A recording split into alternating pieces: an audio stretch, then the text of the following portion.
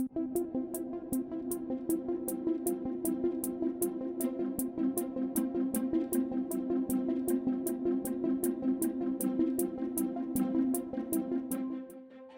hello, everybody. I'm going to start us off with just a quick introduction. I'm Sarah Sherpicki. I'm a vice president at Michigan Future, and I'm so grateful and delighted that everybody's decided to give us a little bit of time and join what I think is an important conversation today. So I want to start with just a little bit of context about Michigan Future and what brings us to this conversation.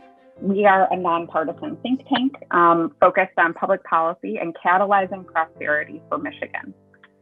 So we didn't start out intending to become so invested in education as one of the central prongs of our work, but we followed the research. And the research is clear that as our global economy changes, educational achievement is the primary driver of economic well-being for our communities. It's the driver of prosperity today for individuals and for communities.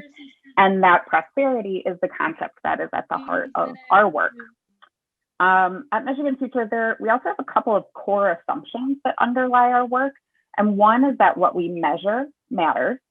And the other is that words matter. And so this isn't just for education. This is as we're looking at all kinds of policy. When you define a goal, you automatically begin to delineate sort of what is inside and outside of that goal. When we measure our success, and how we talk about what we're setting as our aims, we naturally start to put work into sort of a particular view of whether it's relevant or not. And if we don't measure it, we often don't focus on it. And if it's hard to measure, it's likely to end up outside of what we see as the work, even if it is actually critically important. So in education, it's become our belief that for too long, we've been sort of narrowing that focus, the perspective through which we look at Michigan's children and what education is supposed to be for them. We have adopted a framework called the 6 Cs as our sort of framework for what we think we should be looking at instead. And the 6 Cs are critical skills to the future, to success in the future: communication, collaboration, content, critical thinking, creativity, and confidence. This comes from a sort of pile of research. It's not just like a nice set of words that all start with C, from a book, Becoming Brilliant, by Kathy Hirsch-Patrick and Roberta Golenkoff. And you can find a lot about that on our website. These skills are sort of, in addition to being sort of central to being a human learner, they're also what lead to success in post-secondary environments and to greater career success. So if it were up to us at Michigan Future, though it's difficult to measure, we'd be evaluating our education system based on whether it builds these really critical skills in kids. So it's within that context and set of assumptions about words and measurement that I want to turn to the words learning loss, which were in sort of the title of our event. I'd like to ask everybody who's here so far to think about the words learning loss and think about whether there are any particular strengths or any particular risks to sort of this wide adoption of that particular phrase, learning loss, as we're thinking about helping our children recover from the disruption to education that was caused by COVID. So if you can identify a particular risk or a strength, I'd invite you to put it in the chat, risk, colon, or strength, colon, and put it in there. And sort of while folks are doing that and thinking about it, I want to turn to the idea of equity, which is obviously something at the heart of our discussion today. For Michigan Future, our commitment to equity isn't just because it's sort of the right thing to do, although that could be enough. It also arrives directly out of our mission statement to help catalyze prosperity for Michigan families. So today, around 4 in 10 Michigan families can't afford basic necessities. And the biggest predictor of whether a child goes to college today is whether her parents did. We cannot be a prosperous state if opportunities for good jobs, good wages, good health, and stable lives are limited to people whose parents were successful. So we set a bar a long time ago, driven by our work on what leads to economic prosperity, that for all of Michigan's children, the ability to succeed in college had to be our goal. When young people graduate from Michigan high schools, they must be prepared with what it takes to succeed in college, even if they choose not to go to college. So that must be our goal must be this level of college preparedness for all children, regardless of whether they are affluent or non-affluent, white or non-white, a native Michigander, or an English language learner. So with that in mind, we're turning to today. I don't need to tell anyone here that the pandemic has created all sorts of disruption and exacerbated the opportunity gap for Michigan's children, so I'm not going to dwell on that. But I do want to encourage us to think about it as an opportunity to explore what education should really be like for Michigan's kids. So how do we redesign a system that hasn't really been redesigned in over 100 years and that has never yet delivered equitable opportunities for Michigan's children? For the last 6 months, I've been interviewing education leaders for our series, What Now, on a video interview series on what we should be learning from the pandemic. And all of these leaders are concerned about sort of the mandates that might follow the end of COVID and the way those mandates might actually cause us to sort of regress in terms of our ability to focus on treating our kids as humans, building their identity as learners, and building the skills that matter. So now we enter Colin Seal to our lives at Michigan Future. We first connected with Colin because Lou Glazer, Michigan Future's president, shared an article that Colin wrote for Forbes called "The Equity Problem with Saying College Isn't for Everyone." We thought he was exactly right to label four-year degree attainment and education issue, an equity issue. Colin is the founder and CEO of Think Law, which helps teachers teach critical thinking to students. He's been a middle and high school math teacher and business attorney. He grew up in Brooklyn and has a deeply personal connection to this fight, as he describes it, because his academic success was the exception to the rule for his community. We've had a set of really interesting conversations since meeting about what equity in education will really mean, what it will require, and why this moment is critical. And in a moment, we're inviting all of you into that conversation. First, I just want to introduce the panelists who we've invited to sit in conversation with him after he gives a short presentation. Danielle Jackson, who's the CEO of Detroit 9090 UPrep Schools, Kevin Polston, the superintendent of the Godfrey Lee Public School District, and Tiffany Taylor, the vice president, deputy chief people officer at Teach for America. They're all wonderful, thoughtful, and impatient for change for our young people, and I want to thank them for being here. I know we can't applaud on Zoom, but so with that, I'm excited to get the conversation going, and I'm going to turn it over to Colin. All right. So I'm really excited to be with you all. One thing that I want to make sure that you all are doing is sharing the story. So if you're not already doing so, you can follow me on Twitter at Colin E. Seal, or follow our work at Think Law US. We're using the hashtag Beyond Learning Loss to spark today's conversation. So if you hear something, if you're saying something, if something resonates with you, both with this short presentation that I'm doing and with the panel discussion, I want you to push on that. I have the privilege of being identified gifted at 7 years old, diagnosed with ADHD at 37 years old. So I like all the things. I want you all to use this chat. I want you to be all over it. I want you to think about a lot of things that sort of spark your mind as you go through this. So real quick, just to make sure by way of introduction, and you understand kind of where I'm coming from. I lead an organization called Think Law. I wrote a book called Thinking Like a Lawyer. I'm obsessed with how do we make things like critical thinking and equity real at the classroom level. It's a big part of our work. We've been going around the country working with schools in 38 different states, trying to demystify critical thinking by making it practical for educators so it doesn't feel like one more thing. We understand that parents and families have tremendous critical thinking assets we rarely leverage. And COVID comes around, I'm like, oh, wait a minute. Parents are actually a resource. Oh, blows my mind. But now here we are, and this is the work we've been doing. We even do work directly with our curriculum that's based off of real life legal cases and upper grades that are all about fairness and justice. And we even do fairy tales and nursery rhymes in lower grades. Because when our kids start questioning how shady these fairy tale characters are, it gets crazy. Goldilocks is out here breaking and entering and violating people's porridge. There's just a whole lot of funk that we can bring into our instruction on a regular basis, that we can bring into our homes through discussion. But let me talk to you about why the funk is so important. This is me and my family. My daughter Rose is 8 years old. She skipped over the first grade. My son Oliver is 5. He's in kindergarten. This is before the pandemic. This is during the pandemic. I'm sure a lot of you all can relate.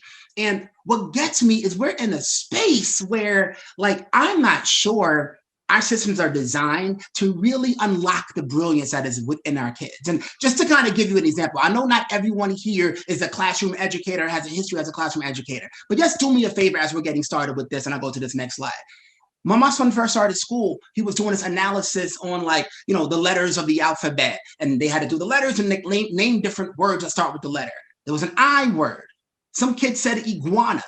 And then it was silence. And I'm sitting there like, I'm glad this is not a drinking game because I've got nothing. And then he unmutes his screen and he says lizard. And the teacher says, oh no, that's not right. And just moves on. And I bury my head. I'm like, why do we miss that magic? And I just want y'all in the chat right now, right? Like, if you heard somebody say lizard in response to an I word after somebody said iguana, what might be going on there? What might be some of the things that person saw? Going back to that point that Sarah made earlier, like, we measure what matters, right? But that was a wrong answer. But was it really wrong? Was there magic that we missed? Does our obsession with compliance make us miss the magic when somebody says lizard in response to an I word, iguana? So I'm associating a lizard is like an iguana. Oliver, I don't know where he gets this dramatic tendency from, but he's a little dramatic. He dots his I's really ridiculous. So, like, when he saw the I, the second letter of lizard, maybe that's what he thought an I word is, right? A word that has an I in it. Maybe when you start kindergarten on Zoom and the L, Kevin, you're right on it, right? The L and the capital I, same exact character. Maybe this dude is just brilliant beyond your understanding, but we're missing it. And this is the thing that I talk about a lot in this conversation around educational equity. This elementary school picture of myself is very significant. Not just because my 90s sweater game was on point, right? Bill Cosby ain't have nothing on me, but that's not why this picture matters. It matters because I had behavior challenges in first grade that came from a lack of being challenged. Then I got bused to this school where only 12 kids per grade level were identified as gifted. Then I got to be in this experience where I realized that brilliance was distributed equally, but opportunity is not. Yet, and still, 3 of these kids, some of the most brilliant kids from South Brooklyn, didn't even finish high school.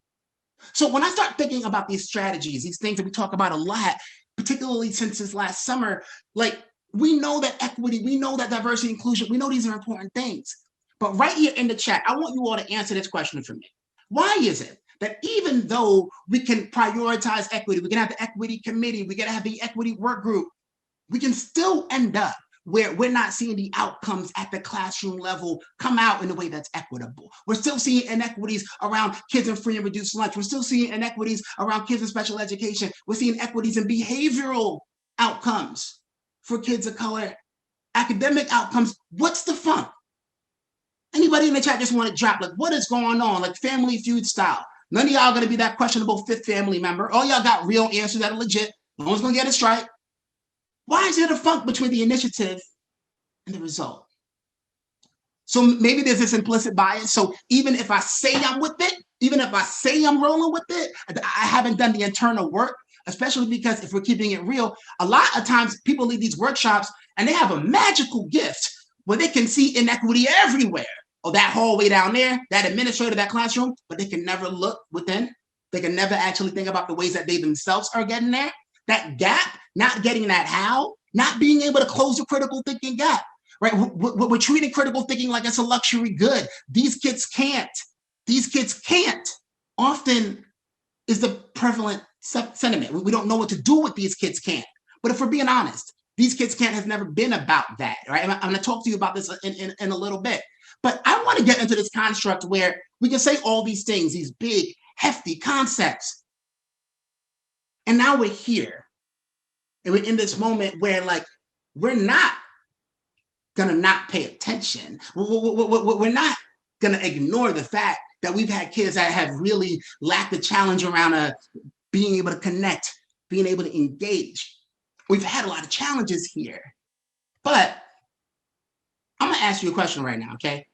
I'm going to put up something up here. How does it help? How does it hurt students? How does it help? How does it hurt? And this is a neutral concept. Neutral.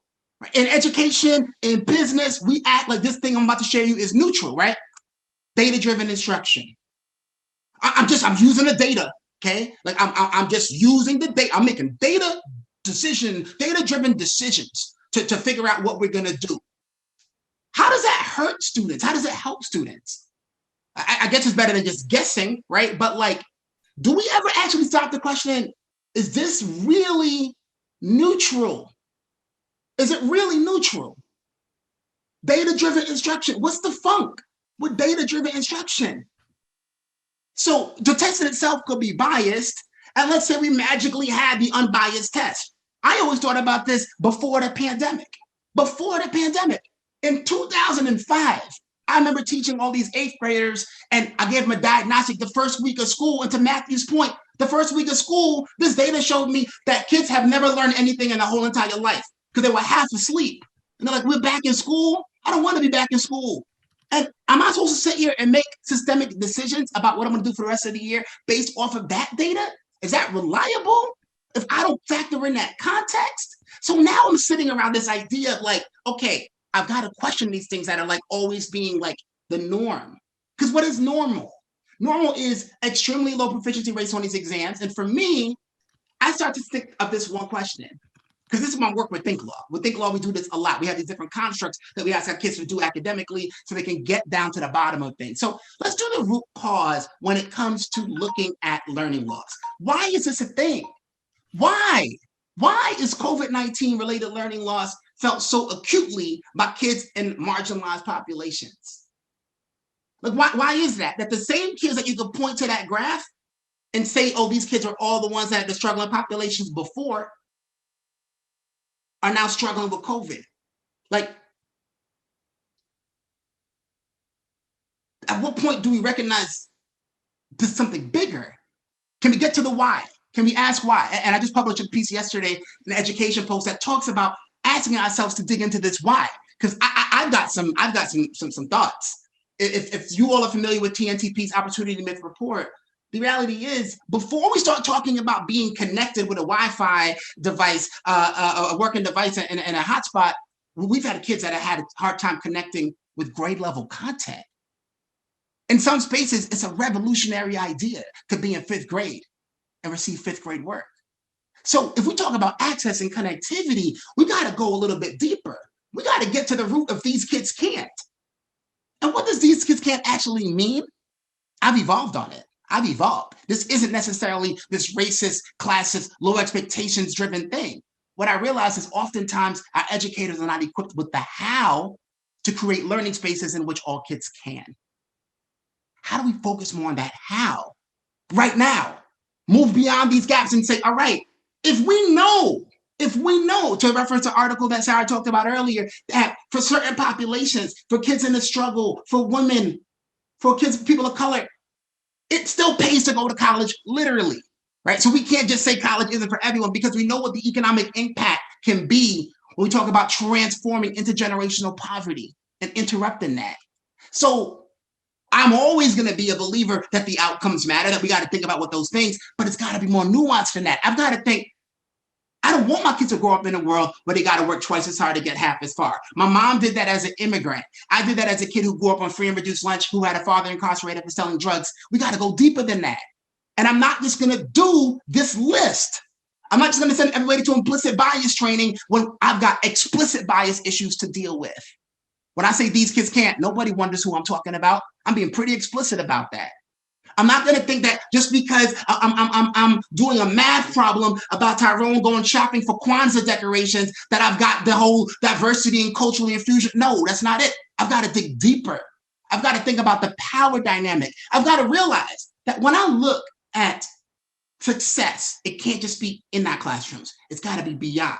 We got to make sure that our kids are not just navigating in an equitable system and be like, whoa, I made it. But they're able to actually make these strategic changes to get there. What does this mean? Because we're talking about a specific academic challenge. We got kids who might be academically behind their peers as a result of some of the funk that's been going on. The same kids who were often academically behind beforehand.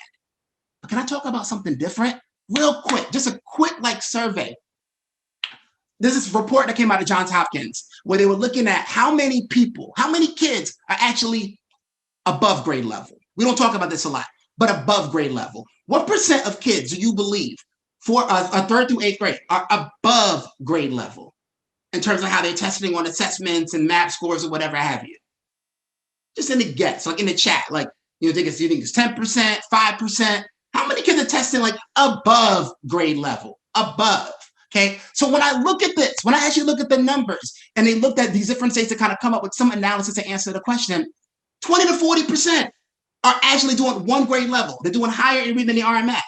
11 to 30 when it comes to math. If I start looking at 4 grade levels ahead, 8 to 10%. So like what we're saying here is we've got kids that are sitting in classrooms across the country. They've already learned this stuff. They already know how to do this stuff. But because we've got this model where all we ever do is think about the loss, the struggle, how many kids are behind, and we look at these things, we miss the opportunity to push deeper. If you want to follow this whole story forward, you need to know that this idea, these kids get ignored, they're going to be just fine. They're not going to be just fine. 25% of low-income kids who are high achieving in elementary don't even apply to college. They're not even applying. We're leaving genius on the table. So if we want to have equity, if we want to get to a point where we can just shift this right now, gives us an opportunity. Why is that? Because it turns out if you are in 5th grade and you're reading at a 3rd grade level, you've got an opportunity for accelerated learning.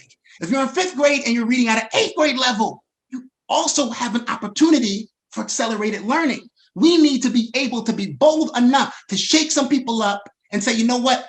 I'm tired of hearing about achievement gaps. I want to start talking about what it's going to take to shatter achievement ceilings.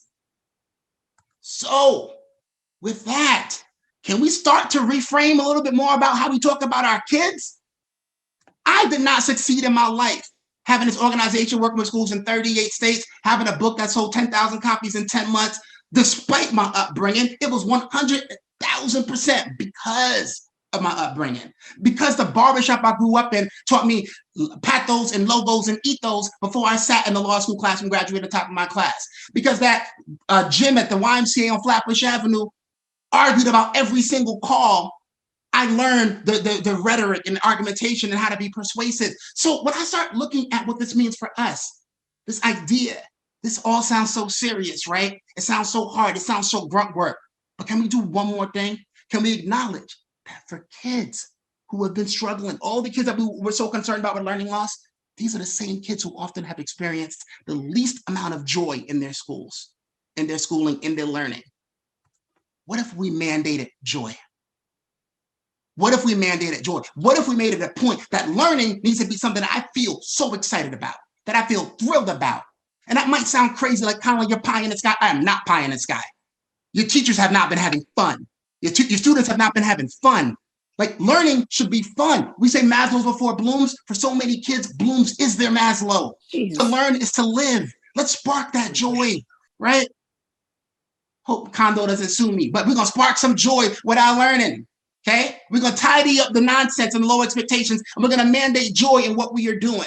We do this a lot by finding those angles, getting to this point where my kids are not just memorizing why the earth is round, but they're debating a flat earther. We're going deep with these things, because when kids start talking about it, is the big bad wolf even really that big and bad? Brother's just trying to eat. He likes to eat little pigs. Y'all eat pork.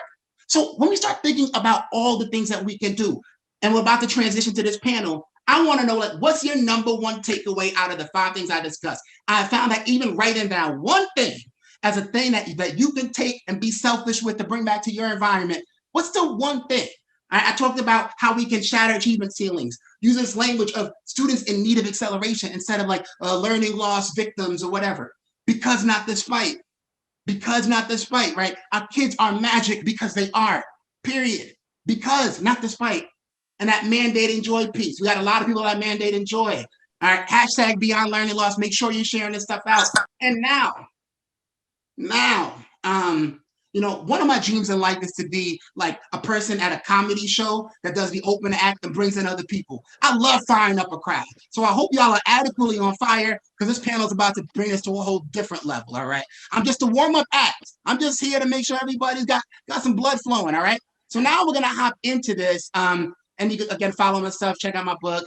I sell t-shirts too, because that's what cool kids do. But really, I want to talk about this panel.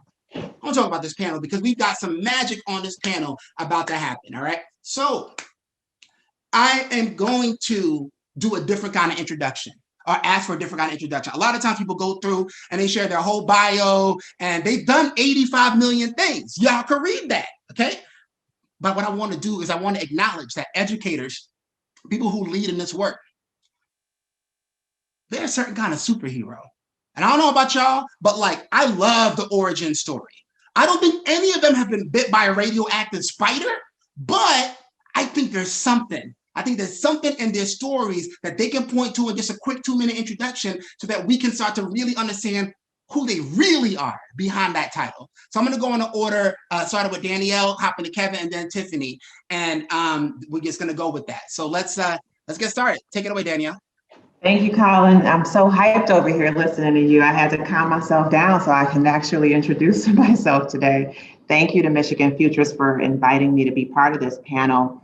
And, you know, my origin story, I really just go back to these visceral memories I had in my journey that got me here, from being a student to being a student teacher, assistant school leader, et cetera. And I just understood, you know, going from being a student who was considered an excelling student to a student who actually had an experience where a teacher told my parents I'd be pregnant before I got out of middle school because she misinterpreted some bullying and challenges I was having as a young person. I remember being in my student teaching phase and being a Black woman in an all white school, confronting my own Blackness and awareness that culture matters. And so through these different various phases of my life, I think my superpower is intuitive listening. What I started to learn is how to be quiet and to listen to what is said and what is unsaid, because I believe it's important for people to see how the institution of education has affected them. And whether you're a parent who had a trauma experience and now you have children and you're trying to interact with the educational system, if you're a teacher who, you know, had a traumatic event as a student and now you're trying to right that wrong as a teacher in your classroom, so you're trying to do it different, but you really don't know how. If you're a leader who understands that what is working, that what you're doing isn't working, how to make it work. And at the end of the day, I am able to hear what is unsaid, bring people to their superpower, and really help to strategically think about how to embrace agency across all community members and stakeholder groups. Love it, love it, love it. Hop over to Kevin. Hey, what's up, everyone? It's really good to see this many people out. And Colin, thanks for your inspiration. It's great to hear the energy that you bring to your work. My origin story is I am the son of two immigrants, one from Palestine and the other from Western Tennessee. And they both came to Lansing, Michigan for opportunity. That's a joke, by the way. I understand that. And they both came, my grandparents both moved to Lansing, Michigan for opportunity. For work. My grandfather was a plasterer and helped build dorms at Michigan State. And my other grandfather worked at Oldsmobile in the factory because in Palestine, right after World War II, it got a little messy. And so, you know, the fact that so many sacrifices were made so that, you know, my parents could have opportunity. And while neither went to college, I'm one of those statistics where I am a first generation college student. The expectation was you make good on the opportunity that was provided to you. And I had a teacher that, unbeknownst to me, applied for a program for me at Michigan State in between my junior and senior year of high school that really transformed an opportunity for me. And so I, not coming from a lot, went to Michigan State to become a business major because that's where you make money, right? And if you don't have it, that's a good way to go get it. And I found out that I wasn't very good at it. I couldn't sell things I didn't believe in. And then I started working with kids and I could believe in that. So I changed my major, just happened to be at the #1 teacher ed school in the country and really found a calling there. And so I never thought I'd become a superintendent either. But, you know, when you really think about how to change the system, you know, is valuable and the magic happens in the classroom. There's no question our teachers are the most influential factor on our student achievement. If you really want to impact the system, you know, had to move into leadership. And so I'd say my superpower is courage and to take those courageous steps to really identify, what are the opportunities to shift so that each child can live out their human potential and can realize their hopes and dreams, just as I was able to do because people sacrificed before me. So, for my own children and the children that I serve, my superpower is to have the courage to pay it forward, to provide them the same opportunities that I was given so that they can live out their hopes and dreams, so we can change the world, so we can make this a better place. All right. Thank you so much. And Tiffany? All right. So hi there, folks. So no matter if I am in a professional setting or a personal setting, I always start off by sharing that I'm a woman of faith. I'm the daughter of Troy and Cynthia Williams, and I'm a Detroiter, and specifically an East Sider, if that matters to any of you. But I always share these aspects of my identity because when I think about how I use my voice and how I show up in the world and all the opportunities I've had and my origin, as you put it, my ability to have an impact in the education and nonprofit and affordable housing development field is directly connected to this foundation. And it's been fueled, unfortunately, by people who would just simply look at me and not believe in my potential. And quite honestly, would tell me directly that I was not going to be anything more than my what I saw, right? Because I lived on Mack and Bewick, because my dad didn't go to college, because my mom was a housekeeper for a wealthy family in Bloomfield Hills. And unfortunately, I had a very similar experience to Danielle when I was 11 years old. A woman looked at me in my face and said, "You just look like you gonna have a lot of babies." And so these were the messages, right, that I received consistently. And they were like countered by the love that I had from my parents and teachers who poured into me, who took me to Saturday classes, who said, "I see something in you, even though you can't see it in yourself."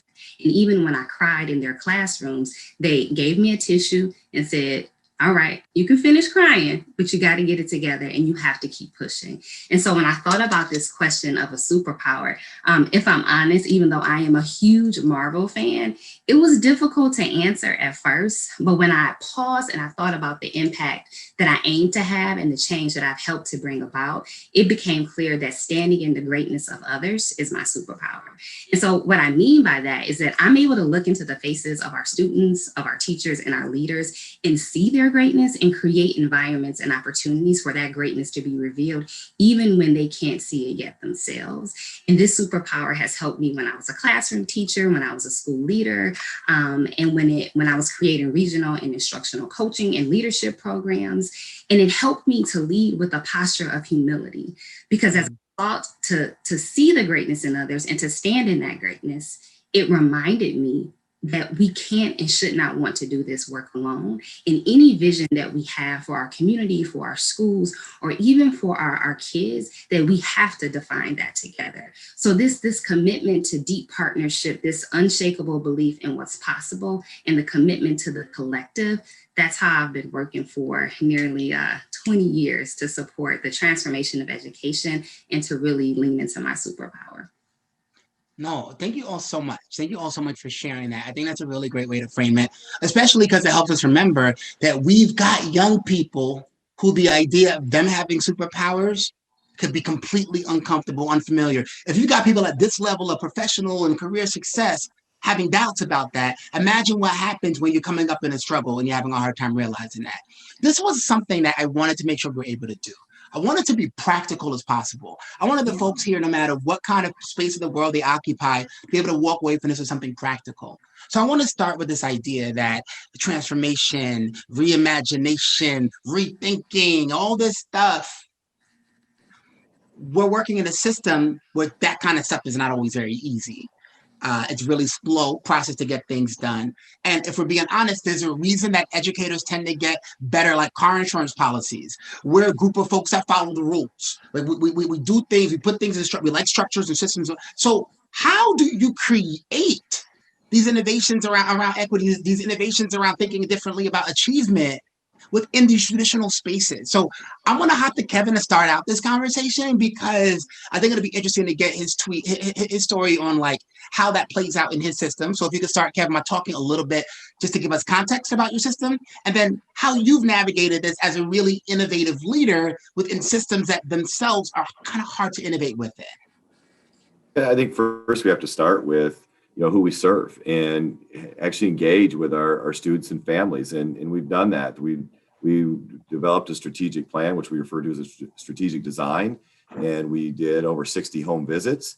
And we asked, what do you want for your child in their education? And by and large, it's the same as what you hear anywhere else. And that's they want opportunity for their kids. And so then when you think about Wait, can I name something? You did home visits. You didn't do the Google. You didn't do the Google survey. You actually did home visits, right? You didn't just do a survey and put it out. But I got my survey responses. You didn't just wait for people to be really mad at the board meeting. You actually went out to talk to people. I just wanted to name that just in case people are taking notes on that how. All right, but continue, please. Yeah, I think what it fundamentally suggests is we learned this through the pandemic, that we have to wrap school around those we serve, not our parents and students around school. And we've traditionally done it the wrong way in my eyes, and we've asked them to conform to the rigidity of our system. So when you go in a place of comfort to those you serve and you listen and you observe, then you then pull out those patterns and ideas for which you then align to. Do our actions, our values align? And where there's misalignment, you then go seek out, what does the research say? What does the evidence suggest? And you chart a path forward where you prototype and you think about ideas about how you can move forward. We are still in that phase. And in my role with the governor's office at this time, we have a committee for recovery, which has some connotation to it, but of innovation redesign, because we want to bring this to the systems level, that we want to come out of COVID better than we went in. That means we have to understand the inequities in the system that were pre-existing, that were exacerbated. And to do that, again, you got to go back and you got to think about, who are you serving? Love it. I love it. And I think to kind of step back with that, with kind of the more sort of global context, I know, Tiffany, you spent a lot of time working with regions all over the country that are faced with this. So how have you sort of seen this navigation between innovation within a system that isn't always the most innovative context? You want to unmute yourself and share? Oh, you got it. Yeah. Yeah, I think the thing that has been important for us at Teach for America as we've been thinking about this work is that we have to center on our students, right?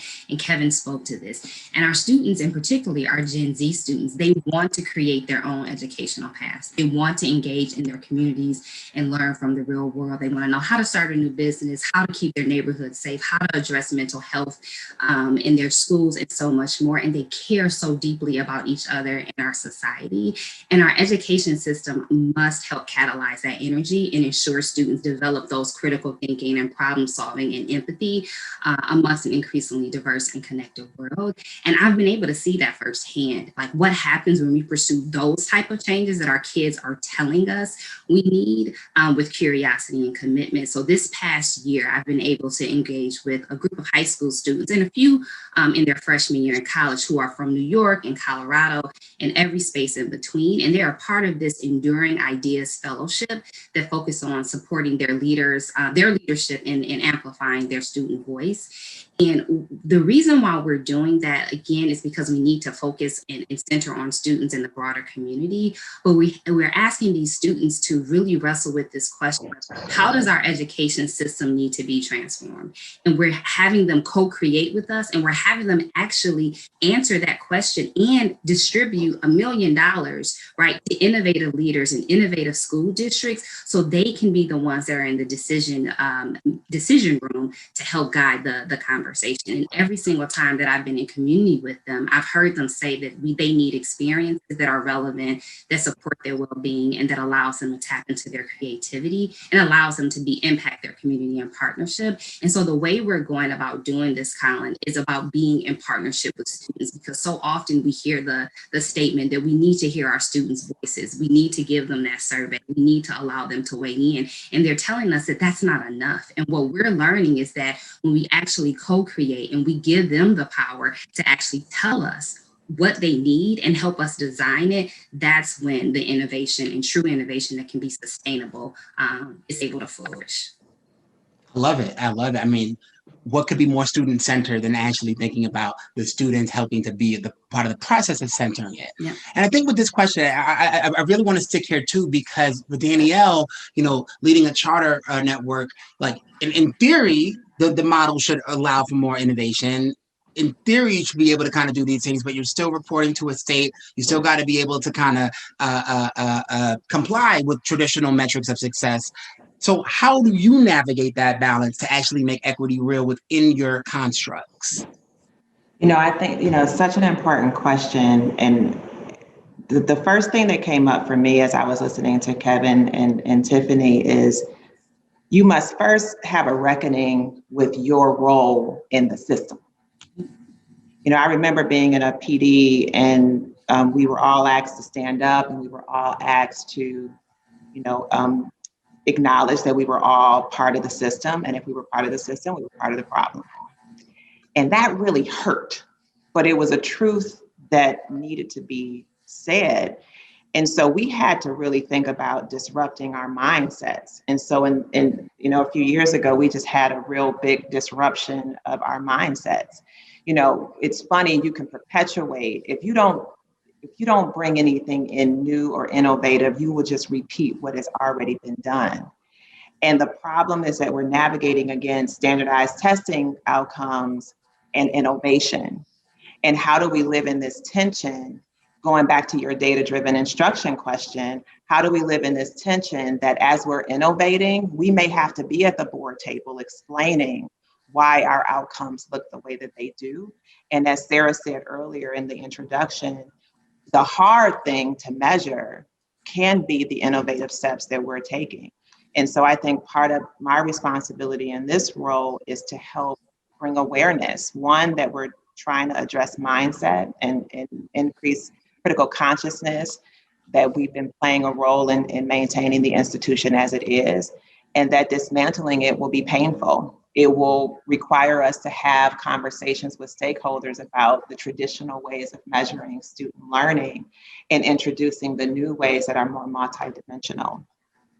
So it's, I think in closing, it's really about checking with self, doing your own personal work, and then having the critical conversations with folks that are in authority and power about what you're trying to do, and bring them along in the work. So really appreciate the candid, the creative, the kind of the differentiation in your answers. I want to put a question into the audience real quick, okay? And again, I just want you to think number one answer, like Family Feud style. Because I think what happens is we come to these sessions, we're invigorated, you got a whole bunch of notes and good ideas, and like, all right, I'm gonna go. But then at a certain point, we get discouraged. At a certain point, we get overwhelmed. And like, I want to ask this question. Why is it that the changes that we know we need to do are actually so hard to actually get done? Why can't we do the things that need to get done? Number one answer in the chat. Why can't we do we've seen the data forever. We've seen these things. These are not the newest idea ever. But why is it so hard to actually get things done?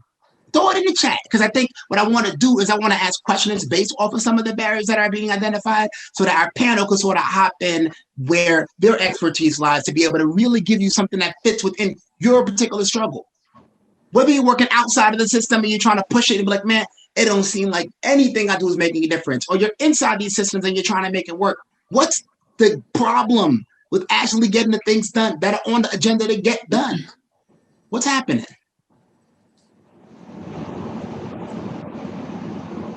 As we're waiting for responses to come in, maybe I'm gonna hop to Tiffany and you just kind of talk a little bit about your experience with this, since you've got a really sort of diverse sort of standpoint around like what's going on there. I would say the first thing that comes to mind, if I'm being honest, is fear.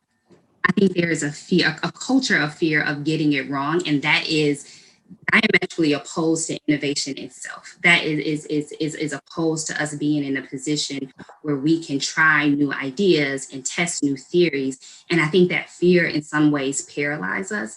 And I've seen us year over year in district after district around the country. We first look outside of ourselves to get the answers. And so this lack of belief that we are equipped, every time we say we are setting out with a new strategy, a new direction, we're pursuing innovation, we raise our hand and we say, who can come help us do this? What consultant can come in and help us think this through? And so we're telling ourselves, we're telling our teachers, we're telling our students, we're not equipped to do this. And so we're waiting. And we're sitting in this waiting pattern for someone to come and help us do the work that we are fully equipped because of the brilliance that resides in us to take it on. So I think those two things are at the root of what keeps us from doing the things that we know we can do because the data and our students and our parents have told us and that we want to do because we believe that it's necessary. Okay, no, I think that's really powerful. You know, we can't not talk about power. We cannot talk about the role that we play in our own agency, our own sense of efficacy. I think it's interesting. You know, John Hattie says that teacher efficacy is this massive role in academic achievement, but you talk to teachers on a day-to-day basis. How empowered do they feel? Yeah. How much autonomy do they really feel like they have? And some of the points that I'm hearing here are just really powerful. Kevin, you want to talk a little bit more about your point around how the measurement kind of sets us up for this space? Yeah. For a long time, you know, we've measured content, and we haven't done it very well, but we feel like that we can. And you know, when the two biggest predictors of standardized test scores are race and socioeconomic status, I would argue we're not measuring content at all. But what's at the root of why we are so obsessed with accountability through a standardized test? Yeah. It's that we've lost trust in our educators and our school systems to do well by our children. And the problem is that we've been operating in a racist system. And to undo the harms of the interconnected systems such as housing, such as finance, such as criminal justice, such as healthcare, education is one of them. We feel that we are ill-equipped to move that mountain. And so we just lose that sense of efficacy and we fall in line that we feel like we can't make a difference. And we have to name it to address it. And, you know, anyone coming out and saying that they're racist is not exactly a popular stand, and people lose their jobs over statements like that. But we have all been, those of privilege, those of authority, either implicitly or explicitly have been complicit with racism. And we have to name that in order to address it. So I think what I'm hearing, and I'm seeing this in the chat, kind of along with that point that Kevin was making, is that there's a relationship with comfort that is just, I think that holds us back generally. I think to really be leading a reflective kind of practice that's bold, that's equity focused, I don't know that it should feel comfortable. I don't know that it should feel like really like smooth. I think it is kind of shattering. When Danielle talked about that thing, I think we all visualize like it's actually painful. It actually hurts my feelings to be able to say that I'm complicit. So Danielle, like, if you could kind of talk through this, right? You're in this unique section, given the population that you're serving in Detroit, and how are you getting people more comfortable with the idea of discomfort? What does that how look like for you all? We started with leaders. First we started with a group of early adopters. Let me take a step back. We started with folks who raised their hand and said, hey, we want to do a book study where we're talking about what it means to have a culturally responsive educational learning environment. And so it was really safe because everybody in the room had already bought into some of this. And then we expanded that conversation to leaders because, quite frankly, what we understood is that each and every single person within the system has to go through this passage. You have to have a reckoning with your own bias, with your own educational trauma, with some of the decisions that you've made as an educator. And we're literally in community with each other prior to COVID in a room together, now on Zoom, having those vulnerable conversations, which also requires us to create psychological safety. If we're going to use people's, stories against them, because they're now saying, like, I see how my behavior, we had when we shifted to bringing in master teachers into the conversation, I remember one of them said, I just in the Zoom yesterday, I chastised a student in a breakout room, and I'm realizing the trauma I created in that student.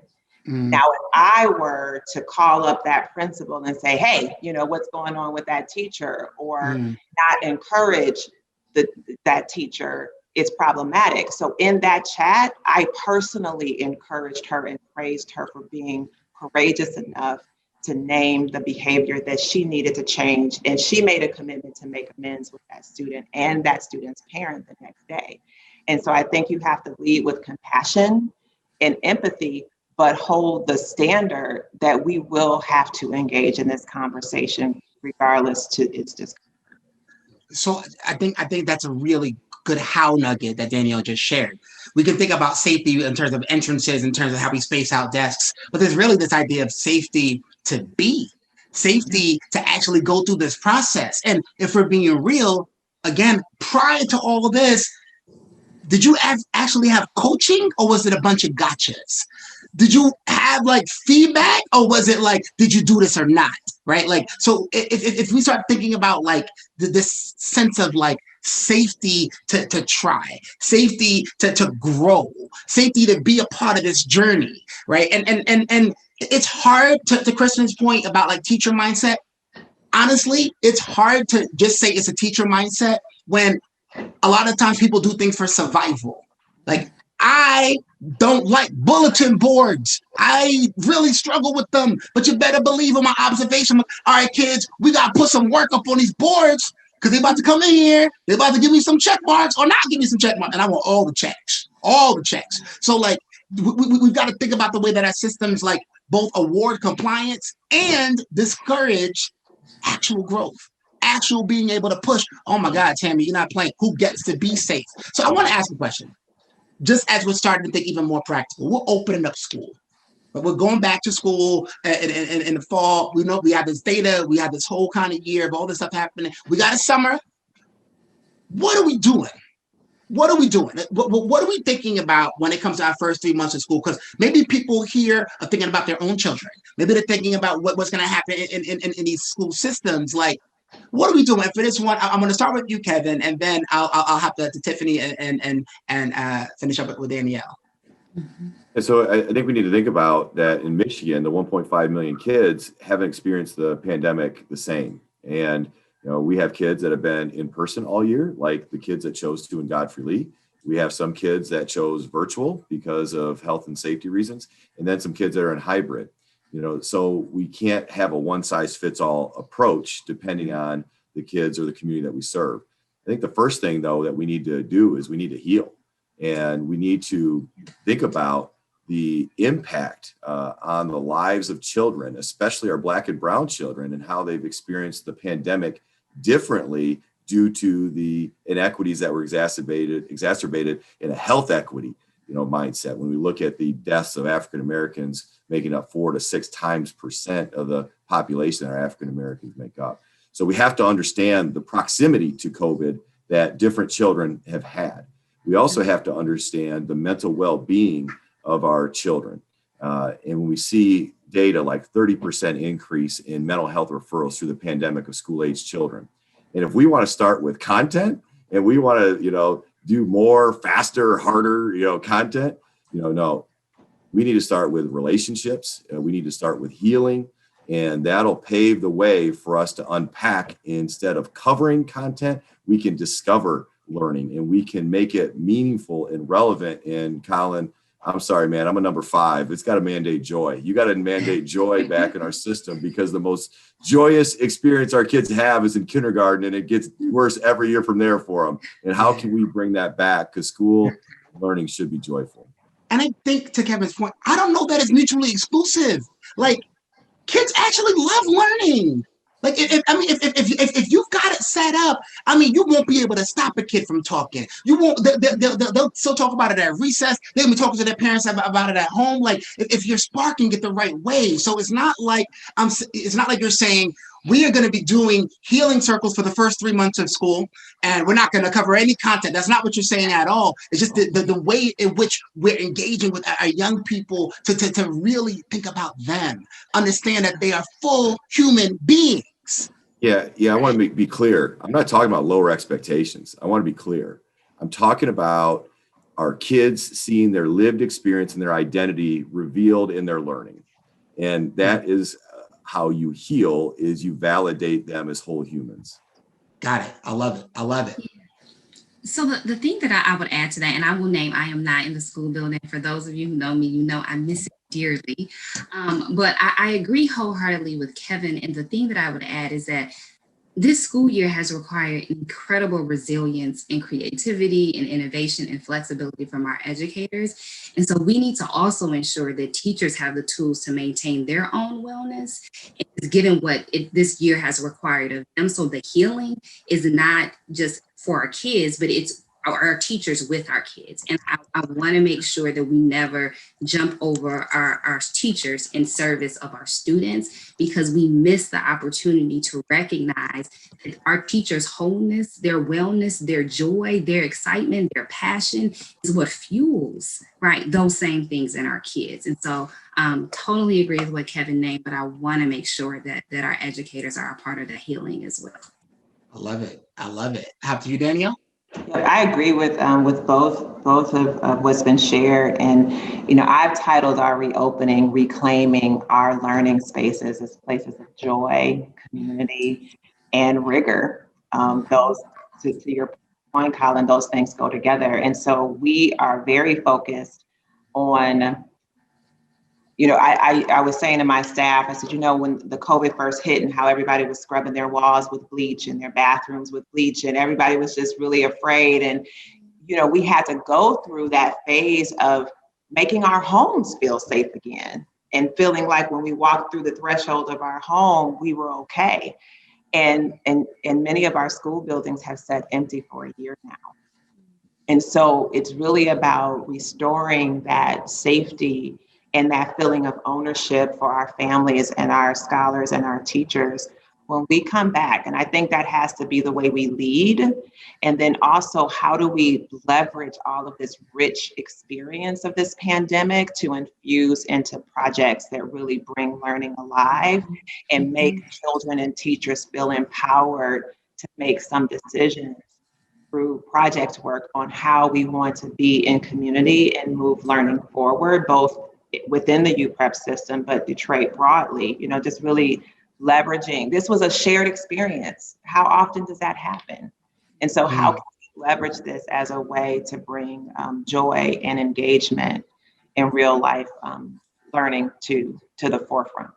I got it. And I want you all to start thinking about questions that you want to ask, right? So I'm going to ask you in a second to start thinking about some questions that you want to ask and as a part of this conversation. But one thing that I want to make sure that I'm thinking about here is just change, just the idea of change, period.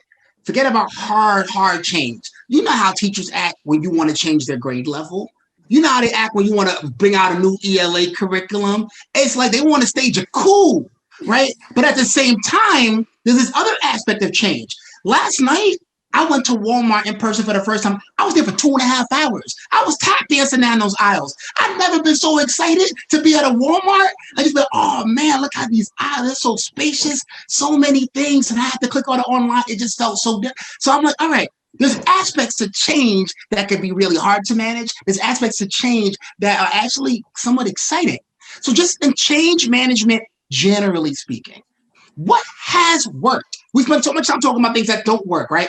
What have y'all done that has worked super effectively when it comes to change management generally that we can use as lessons for the changes that are coming about right now?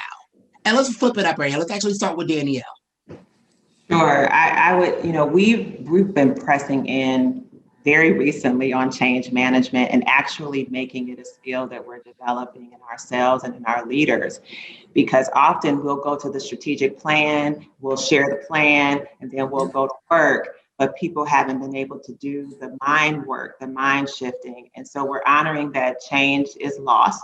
And so if we know that folks, we talk about the Kubler change curve, the Kubler-Ross change curve, and how folks, you have to give people time. And so we're creating spaces where we're putting out the change that we want to see into teacher communities, leader communities, parent communities, and asking for input, asking them process questions, giving them time, putting things in the chat, just helping people to make meaning for themselves of what this change is going to be, helping us along the way to figure out what are our blind spots, what might we need to adjust so that that change is more palatable or paceable. Because sometimes we want to change so rapidly that we forget, there's other steps in there that we have to take.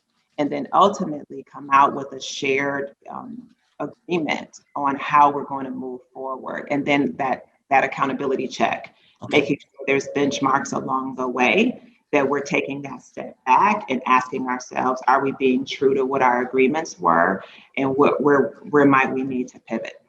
Can I name something there though? Because I just think this has to be named. You talk about like kind of being patient or whatever. We're not in a system that really awards patience, and sometimes doesn't even allow it. Like, your test scores are not good now. What are you going to do now? Your teaching is questionable right now. So what are you going to do tomorrow? I don't got time to wait for all that extra. You could be patient all day, but my kid is in 3rd grade. They only get one shot at 3rd grade. I don't have time to wait for the system to do X, Y, and Z because they ain't never done X, Y, and Z. So how should I trust and wait and be patient? How do you handle that dynamic? Yeah, I think part of it is my role. I said this earlier, that's true. First of all, let's just name that. We have the urgency of now, and that is real. And what I find is that we find patience in other areas of our life. And I think you have to get to practical. I would love, to eliminate all of my debt today, but I know it's going to take some time. I would love to, trip across the country, but I know it's going to take time. But then when it comes to matters of education, I would even go as far to say in medicine, we know we want to cure disease, but it will take time. And there will be parts of that journey that will be hard and tough. And so it's really about acknowledging that if you want change to persist and stick, you have to take the time. And again, my role in that is to engage the powers that be, bringing our board along, bringing our charter authority along in that journey of change, so that we have agreements about what growth needs to look like. So instead of creating unreasonable expectations and picking up the innovation that we really need to see, we can touch and agree on a pace that we can all feel is moving us in the right direction. Thank you so much for actually being able to clarify that and name the tension. Name the tension. Despite the pressure to rush and whatever, if we have any concern with getting it right and not just doing stuff for the sake of doing stuff, we actually need to be able to not slow down to a halt, but at least slow down enough to be strategically effective about how we do it. So, Tiffany. Yeah, I would say, so I've been at TFA for 11 years, and I would say there have been about 50 million different change management strategy plans, project plans that I have seen, I have helped created. And there is power in that. But what I have found to be incredibly impactful and energizing is our shift to really think about how we define the change and who gets to define the change. So instead of us starting to say, okay, our management team or our executive directors or our team leaders define the change, and then you create your plan in terms of how you're going to get feedback, what aspects of the plan are you going to get feedback, we start defining the change with those most proximate to the change that we're trying to make.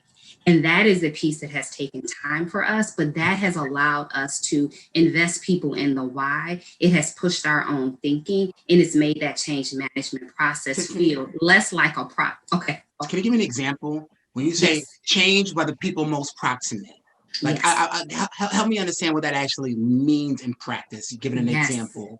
Yeah. Concrete example. So one of the things that we have done at Teach for America is we've shifted this pendulum like with pretty hard over the last 10 years in terms of centralization of our academic and programmatic supports for our regions across the country to creating great autonomy for regions to say, in Detroit, my teachers, my students, my partners need something different than what they need in New York. And what we've recognized is that we've lost some of the ability to create economies of scale or to share some of our best thinking with regions across the country. And so our teachers are missing out. And in some instances, our students are missing out. And so instead of saying that we're going to go back to a model that we created 10 years ago, we said, let's talk to the teachers, let's talk to the students, let's talk to the instructional coaches to actually understand what they need and what would be helpful. And having that conversation there first, we've already invested them. So all the things that we need to do in the next 6 months to transform the system, they're right there with us. They've defined the change and they're helping us create the change. And so there's not this battle,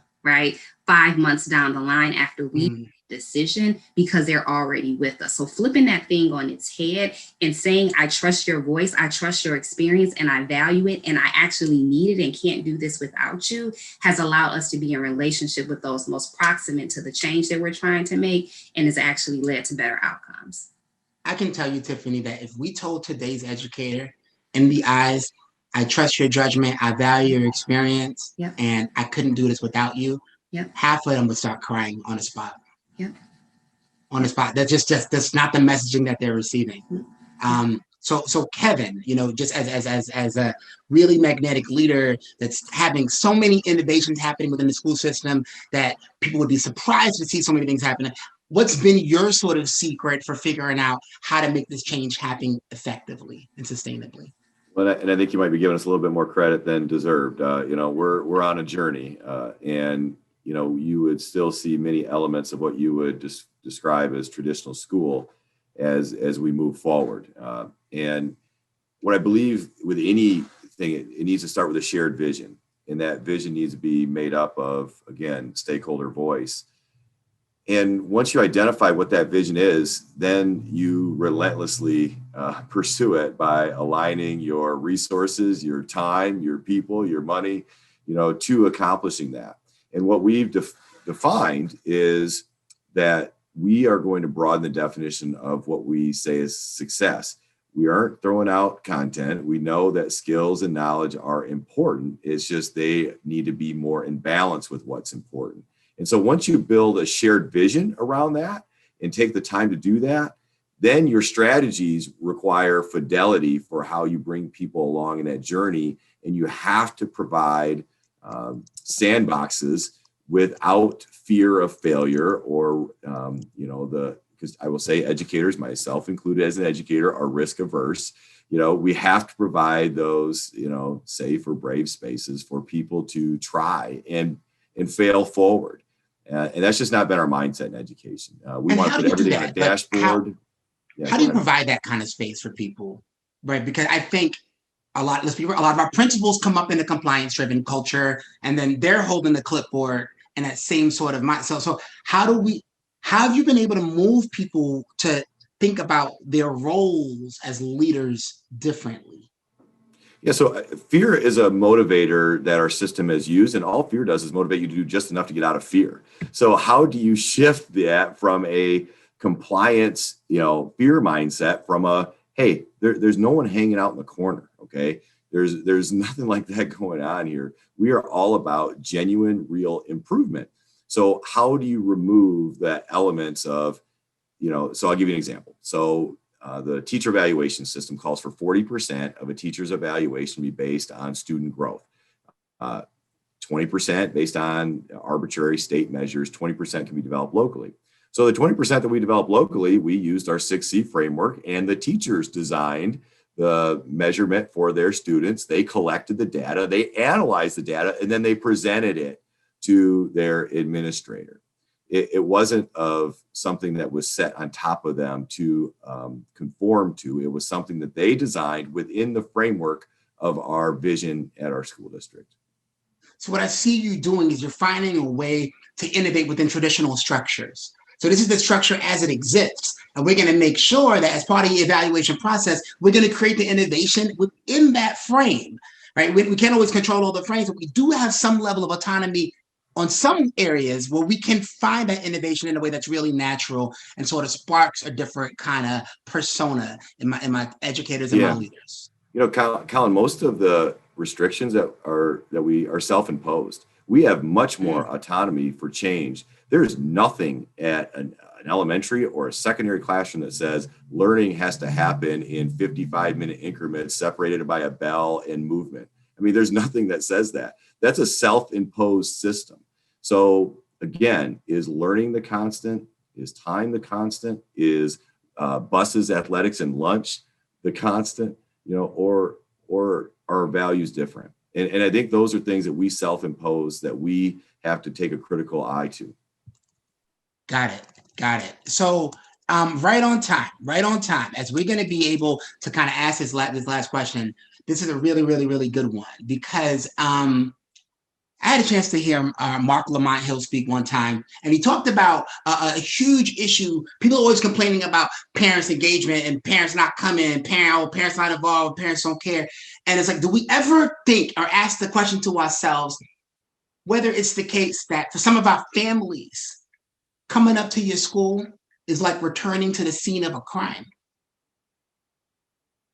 A crime happened here. There was an experience of educational trauma here. I don't want to go back, but we know we need parents. We know a lot of times parents that might face the most apprehension and anxiety about being in that school building are the very ones we want to have in there. And everything we're talking about right now, a lot of their preconceived notions about what school is, how this all works, what it means to be doing good in school.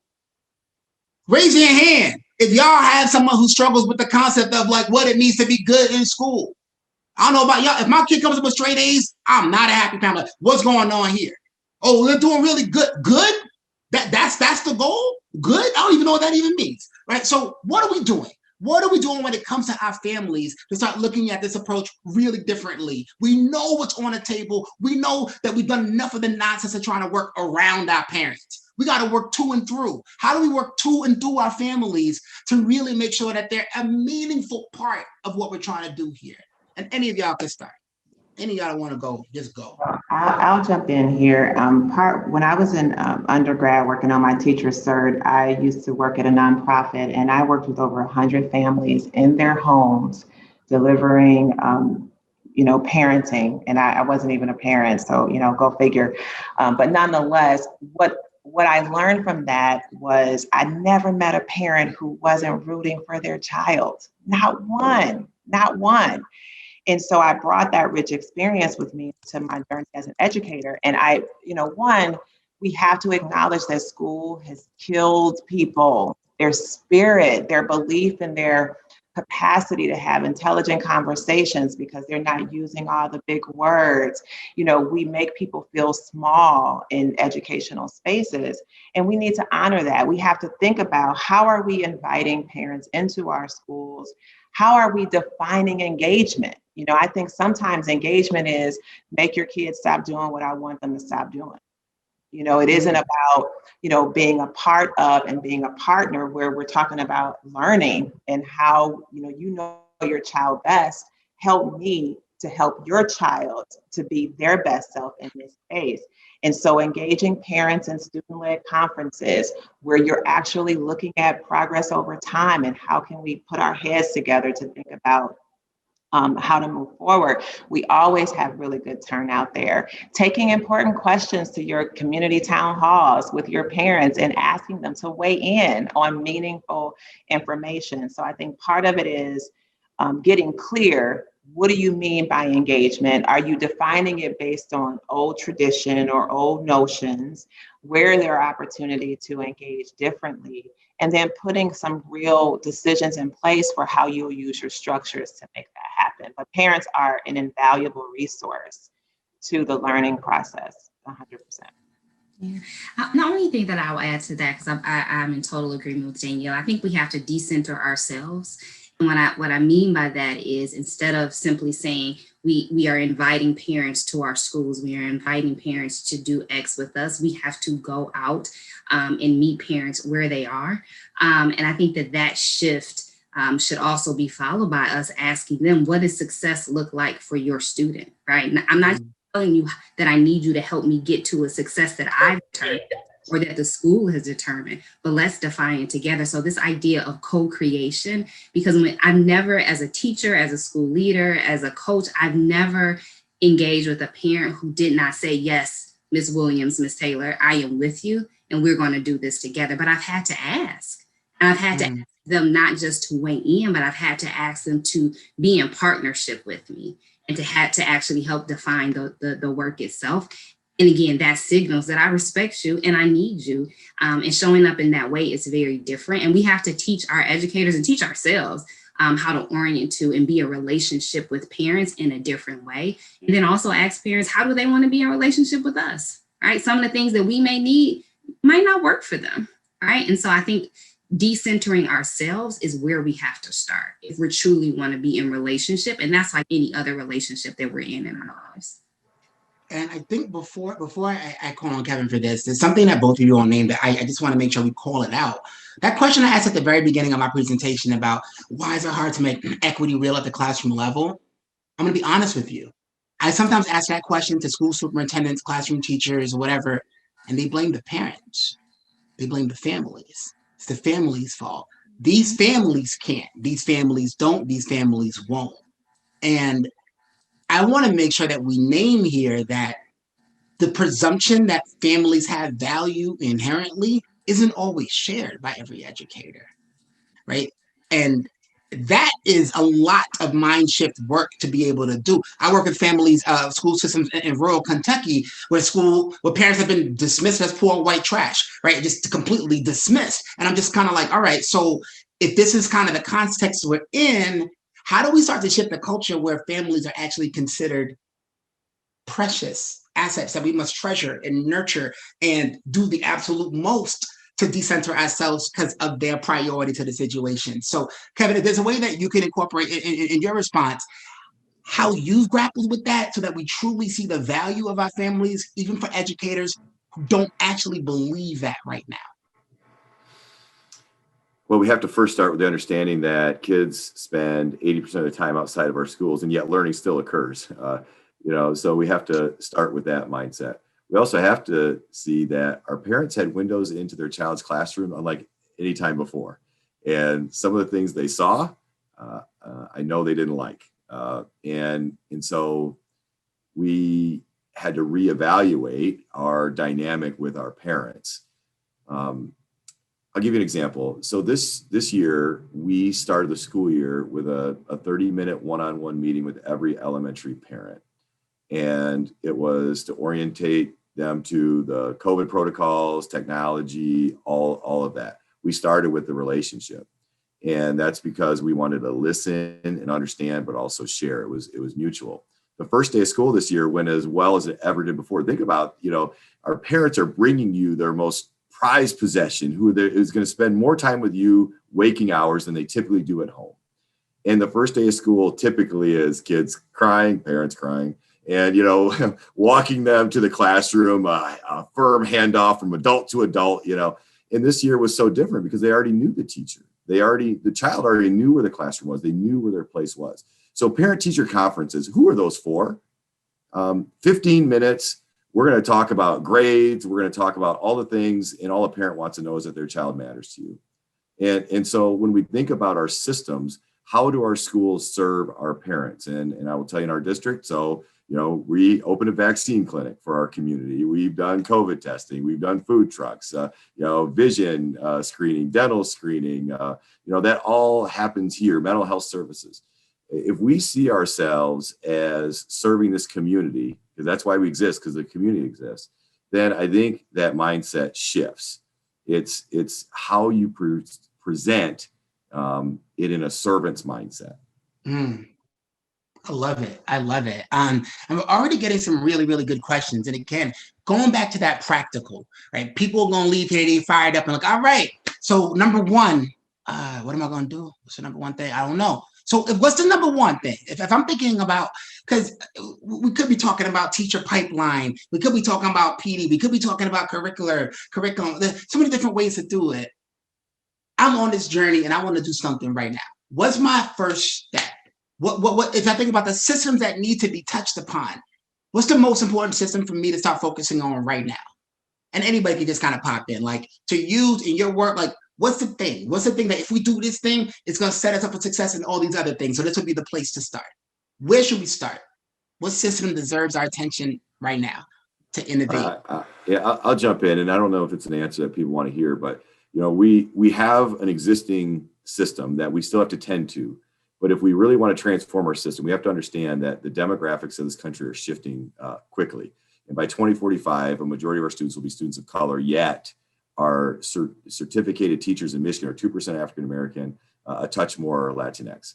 Our teaching demographics do not reflect our community. So if we really want to change the system, we have to shift the pipeline of our educational professionals in our system for our schools to truly be more reflective of the communities we serve. So we have a responsibility for those in the system. We still got to work on it. But if we want to transform the system, I think it starts with talent development. Mm-hmm. And that talent development starts in your classrooms right now with the kids that are in those classrooms. You've got teachers in second grade.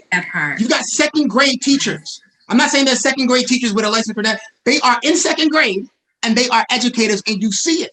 You know it, right? But they hardly ever get told that that's who they are. Right. So love that idea because it does kind of create this systemic kind of aspect of it. Tiffany, Danielle, what's your responses? Where do you want to start? Are you going to respond to Kevin either way? Yeah, I will respond to Kevin because I think he's right. Hands down, diversity and representation matters, especially here in Michigan. But what I would push us is that diversity and representation is the first step, right? What we do when we're training our teachers to be culturally competent leaders, I don't care if they are Black, brown, if they're white, Latinx, we have to help them understand that you just being a reflection is powerful in itself. But I need you also to interrogate your own internalized oppression, your own identity. I need you to still understand the cultural differences that exist between you and your students. And so the way that we think about having diversity, equity, and inclusion as a foundation in the preparation that we give for our teachers and the ongoing coaching that we provide them with and our leaders, to me, is foundational. And that has to be the first step because you can't talk about innovation without talking about equity. And you can't talk about equity if you have not interrogated our biases and understand what it means to move our DEI work forward. So I'm in complete alignment with Kevin with that additional push. I love it. I love it. Add to that because I think that path that Tiffany just eloquently described takes time.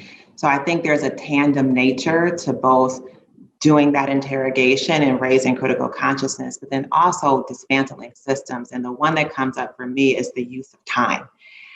Who knew about asynchronous work? We used to call that group time, but we're really thinking about moving away from the 55-minute period and the bell rings, just like Kevin talked about before. We have an opportunity to reimagine the learning spaces when kids come back in the fall, and we're going to go after it, because all of the stuff that happens in the learning space, yes, there's a lot that we could point to as a first step, but use of time, how are we providing students with agency to guide their own learning and bringing them back to group when it's necessary versus everyone moving along in the same line at the same time, taking the same assessment, doing the same assignment. What would it look like to bust all of that up and start reimagining how we're using time throughout the day? Yeah, no, I love those constructs. And if I could add one thing that I think is really important, we love to do, we love to study. We love a good audit. We love a good one. It's like, seriously, y'all probably don't need a 3-month research project to know what's going on. Talk to 4 parents, Talk to 5 kids, you'll definitely know, right? Don't act like you need all this stuff to be able to do this, right? Like the pressure to have courageous conversations By definition, they cannot be courageous if you're not actually acting. Okay, like this is a time to think about like how do we actually start to move things forward, and it's okay to be fearful in that move. It's okay to move without being 100% certain. I appreciate that. We got a good question here. We got folks here. We got Aaron from Grand Rapids Museum. We've got community partners all over that. Like, yo, like I want to be helpful for the right now. You know, what does that look like? How can I be a resource to a school system as an outside person that partners with schools beyond like come over and bring your kids for a field trip? What's my role? What can I do that can really stimulate what y'all are trying to get done in your systems? I'll jump out. I would say taking that time to meet with teachers and design programming to complement what's happening in real time in schools. I think that, and then leveraging, particularly as I think about museums, like leveraging exhibitions that may be coming in tandem with project work and field work that's happening in schools. We've had our greatest success in partnership when we've been able to sit down and really embed the resource that the partner's bringing to the table with the change that we're trying to promote within our learning process. So you're talking about something that takes time, relationship building. Yes. Don't be a solution in search of a problem, right? You want to be doing something that's actually going to align to real challenges that these systems are facing so that it can be a helpful experience for all involved. Kevin, what were you going to say? Well, I mean, we're a partner with the Grand Rapids Museum. So, you know, we have, you know, the museum comes into our middle school and partners with teachers for lessons. We've done some immersion experiences with our students that go there for an entire week and work with the cultural arts educators. I think it's looking at, so it's not going to be like standard 1.E.3 on November the 22nd. It's how to make meaning and make sense of curriculum, and those cultural arts educators see things from a different landscape, a little bit more holistic landscape. So looking at what we do and maybe just kind of turning the lens for us a little bit and come alongside as a partner, you know, possibly a graduate release type model. So it's maybe a you do, we do, I do type approach. And it's not just plop it in and here and take this and go, and it may not fit. It's really about a partnership. Got it. And then Tiffany, I'll ask you to just kind of spend 1 minute to talk about your way of looking at these partnerships that have worked really effectively in your experience. And then we'll wrap up the entire conversation in just 1 minute right after that. I would just say briefly that I agree with what Kevin and Danielle named, but I think the thing that is helpful is how you enter that partnership. And so instead of coming with a prescription, or this is what I can offer because this is my expertise, being willing as a partner to be flexible, being willing to learn, being willing to say, I am going to be what you need me to be because the success of our kids matters. And if that requires me to leverage my resources in a different way, if it requires me to stand beside you and learn in a different way, and to offer something that I never even dreamed that my museum or my nonprofit could offer, I'm willing to do that, and let's define that together. So that flexibility, that adaptability that we're trying to teach to our students, I need partners to show up in that way. I love it. Now, listen, I know that we're wrapping up, and I'm going to pass it to Sarah in 1 second, but I'm going to ask everyone here to do one thing for me, all right? I want you to just start thinking about being the one person in every meeting, in every strategic planning session, in every committee that says, yeah, but how? Okay, but how? I want but how to be a tattoo on your forehead. But how? Because I think that a lot of times we just never really think through the practicalities of implementation, the practicalities of like, all right, like, so play this out. Let's fast forward. What does it look like 3 weeks from now, 3 months from now, 3 years from now, so that we get people actually thinking about things in real life instead of like the pie in the sky constructs, that like excitement, energy. I just went to this workshop by this guy, and this is the thing. All right, yeah, but how? Okay. If you are saying but how, you're forcing a much more human-centered design.